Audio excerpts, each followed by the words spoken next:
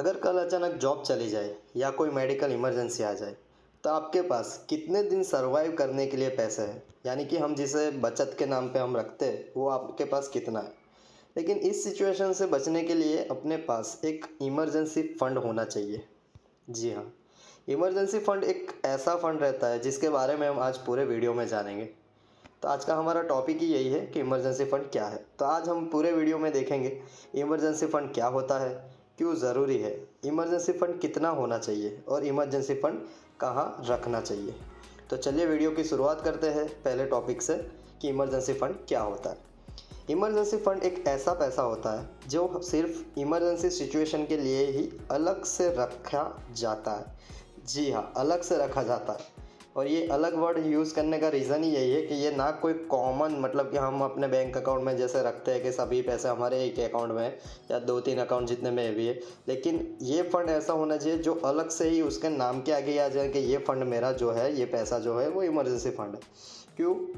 क्योंकि जब job loss हो या फिर मेडिकल इमरजेंसी हो या फिर अर्जेंट फैमिली एक्सपेंसेस हो, तब उस समय में हमारे पास ये पैसा ही काम आता है। तो जी, इमरजेंसी फ़ंड इसे कहते हैं। दूसरा टॉपिक है कि क्यों ज़रूरी है। ये ज़रूरी किस लिए है, रखना तो है लेकिन किस लिए ज़रूरी है। तो अगर इमरजेंसी फ़ंड नहीं होगा तो लोग क्या क्या कर सकते हैं। तो क्रेडिट कार्ड यूज़ कर लेंगे, लोन लेते हैं, इन्वेस्टमेंट बेच देते हैं या इमरजेंसी फ़ंड फाइनेंशियली सेफ्टी दे रहा है। ठीक है, अभी क्रेडिट कार्ड यूज़ करने का रीज़न क्या है कि भाई क्रेडिट कार्ड हमें तुरंत ही पैसा देता है, वो शॉर्ट टर्म फाइनेंस प्रोवाइड कर देता है। लोन ले सकते हैं यानी कि पर्सनल लोन ले सकते हैं। अभी हमें भी पता है कि इसका भी इंटरेस्ट रेट ज़्यादा रहता है, मतलब कि ब्याज हमें ज़्यादा देना पड़ता है।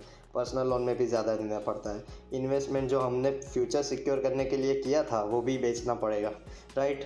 तो ऐसी सिचुएशन में हम ना फंसे और ऐसी सिचुएशन अगर आए तो इनमें हम ना फंसे, इसके लिए ही इमरजेंसी फंड जो है वो हमें सेफ्टी देता है फाइनेंशियल।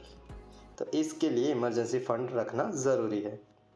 अभी है कि कितना होना चाहिए, रखना तो है लेकिन कितना होना चाहिए। तो एक्सपर्ट के अकॉर्डिंग, कि एक्सपर्ट का मानना ये है कि आपके पास 3 से 6 मंथ का expense as a emergency fund होना चाहिए।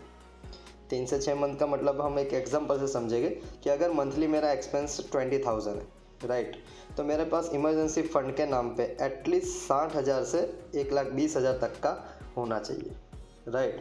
कि 20,000 का मेरा एक्सपेंस है तो 60 लाख से 1,20,000 तक तो होना ही चाहिए। तो मैं एक इमरजेंसी फ़ंड के लायक मैंने पैसा जमा किया है, वो मैं कह सकता हूँ। ठीक है, अभी हम मेन पॉइंट ये है कि अभी है मेरे पास फ़ंड कि मैंने 1,20,000 भी रखे हुए हैं या 60,000 भी रखे हुए हैं, लेकिन उसे रखना कहाँ पर है। तो इसके लिए भी हमारे पास एक ऑप्शन है कि इमरजेंसी फ़ंड को ऐसी जगह रखना चाहिए जहाँ से पैसा जल्दी मिल जाए। तो कैसी कैसी जगह पर रख सकते हैं, इस सेविंग अकाउंट में रख सकते हैं। ठीक है, लिक्विड म्यूचुअल फंड में भी रख सकते हैं और शॉर्ट टर्म एफडी में भी रख सकते हैं, कि जिसकी वजह से होगा ये कि हमें ये तुरंत ही मिल सकते हैं, ना कि हमें वेट करना पड़ेगा कि 2 दिन 3 दिन वेट किया तब जाके हमें मिला। ठीक है, तो इस तरीके से हम इमरजेंसी फ़ंड को यूज़ कर सकते हैं जो हमें इमरजेंसी सिचुएशन में काम आएगा।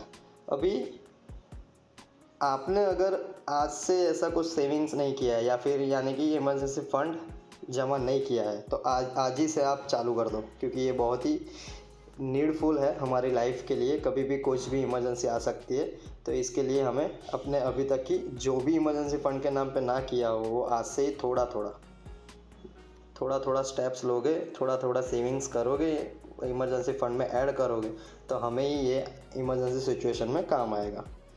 तो फाइनेंस और स्टॉक मार्केट के रिलेटेड हमारे चैनल पे वीडियो मिलते हैं जिसके नॉलेज के लिए मैं काफ़ी ही इजी वर्ड्स में, इजी लैंग्वेज में आपको एक वीडियो बना के देता हूँ, जिसकी वजह से आपको काफ़ी फाइनेंशियली और स्टॉक मार्केट के लिए हो जाएगा। तो वीडियो पूरा पसंद आया हो तो मेरे चैनल को सब्सक्राइब करना, वीडियो लाइक करना और शेयर करना। Thank you.